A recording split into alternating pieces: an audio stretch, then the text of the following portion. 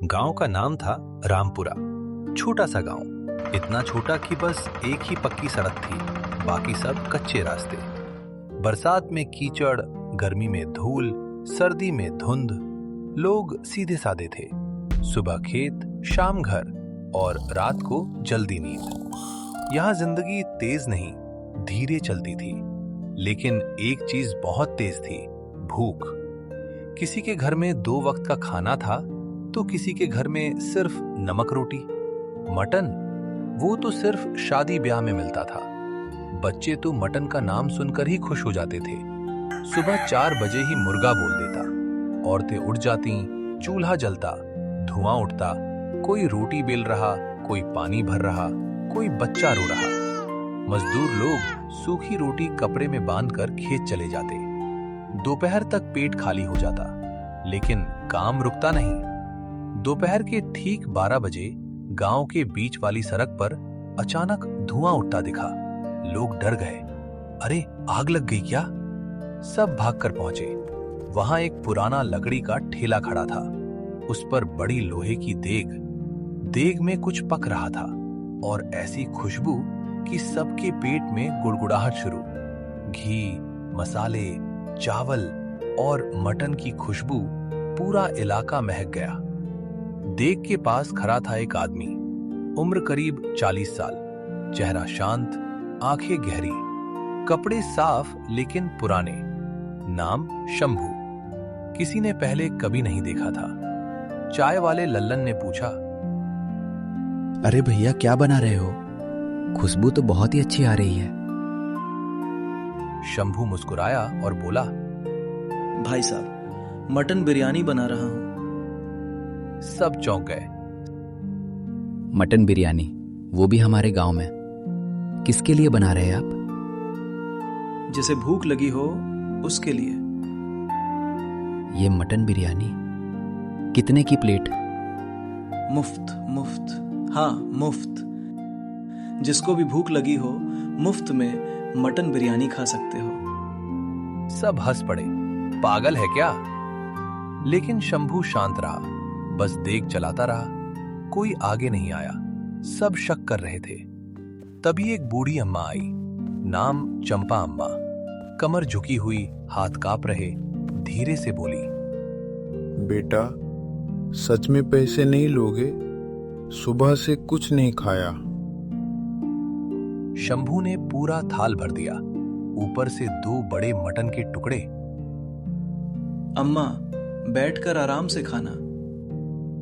अम्मा ने पहला कौर खाया और रो पड़ी। इतने साल बाद मटन खा रही हूं बेटा, भगवान तुझे खुश रखे। दादी को देखने के बाद सब कोई लाइन में लग गए। बस इतना देखना था, लाइन लग गई। दूसरा दिन फिर ठेला लगा, फिर बिरयानी बनी, फिर लाइन लगी। इस बार बच्चे पहले आ गए। भैया, मुझे ज्यादा देना। भैया, मटन बड़ा वाला देना। शंभू हंसते हुए सबको देता, कभी कम नहीं करता। एक लड़का था, गुड्डू, 10 साल का, पतला दुबला, हमेशा भूखा। वो रोज सबसे पहले आता। एक दिन बोला, भैया, आप इतना सारा खाना मुफ्त में क्यों देते हो? आपको फायदा क्या मिलता है? शंभू बैठ गया। गुड्डू को पास बुलाया, धीरे से बोला, छोटू, फायदा मिलता है, दिल को सुकून मिलता है। मैं समझा नहीं। जब कोई भूखा आदमी पेट भर खाता है ना, तो जो दुआ देता है वो पैसे से बड़ी होती है। गुड्डू बोला, तो आज से मैं आपकी मदद करूंगा, लकड़ी लाऊंगा। शंभू हंस पड़ा। ठीक है, आज से तू मेरा छोटा भाई, मेरा बिजनेस पार्टनर। अब रोज यही होने लगा। सुबह शंभू बाजार जाता, चावल खरीदता, मटन खरीदता, मसाले लाता। दोपहर 12 बजे देग चढ़ती, 3 बजे तक सब खत्म, फिर ठेला खाली, लेकिन सबके चेहरे भरे हुए। गांव में एक ढाबा था। उस ढाबा का मालिक था रमेश सेठ। पहले सारे गांव वाले सब वहीं खाते थे। अब उनका ढाबा कोई नहीं आता, उसका धंधा बंद। वो गुस्से में जलने लगा। एक दिन बोला, ये आदमी हमारा धंधा खराब कर रहा है। मुफ्त में कौन खिलाता है? जरूर कोई चाल है। उसने अफवाह फैलानी शुरू कर दी। बिरयानी खराब है, बीमार पड़ जाओगे, मटन सड़ा हुआ है। इतने महंगाई में मुफ्त में मटन कौन खिलाता है? कुछ लोग डर गए। बरसात आई, कीचड़ भर गया, ठेला धकेलना मुश्किल, लेकिन शंभू फिर भी आया। भीगता रहा, खाना बनाता रहा, हाथ कांपते रहे, लेकिन देग नहीं रुकी। गुड्डू बोला, भैया आज मत बनाओ, बहुत बारिश है। शंभू बोला, अगर आज नहीं बनाऊंगा तो कोई बच्चा भूखा सोएगा। मैं ये नहीं देख सकता। एक रात गुड्डू ने देखा शंभू खुद सिर्फ सूखी रोटी खा रहा है। गुड्डू बोला, आप बिरयानी क्यों नहीं खाते? शंभू हंसकर बोला, ये खाना मेरा नहीं है, ये उन लोगों का है जिनके घर में कुछ नहीं। पर आप भूखे रह जाते हो। कोई बात नहीं, मुझे आदत है। गुड्डू चुप हो गया।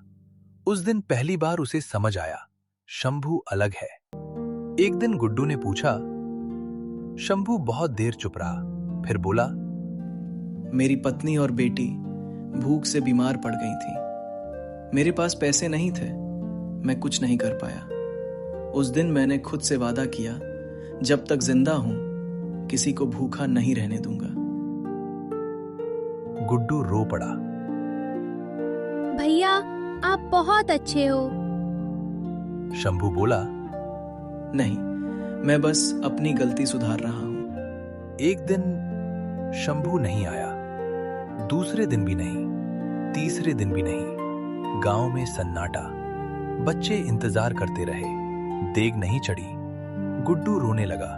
सब ढूंढने निकले। शंभू बीमार पड़ा था, कमजोर, बुखार में।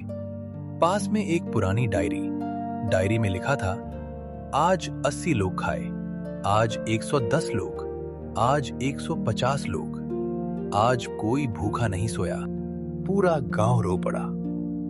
अगले दिन देग फिर चढ़ी, लेकिन इस बार शंभू अकेला नहीं था, पूरा गांव साथ था। कोई चावल लाया, कोई मटन, कोई लकड़ी, कोई मसाला। गुड्डू चिल्लाया, आज से ये सिर्फ शंभू भैया की बिरयानी नहीं, पूरे गांव की बिरयानी है। सबने ताली बजाई। शंभू की आंखों में आंसू थे।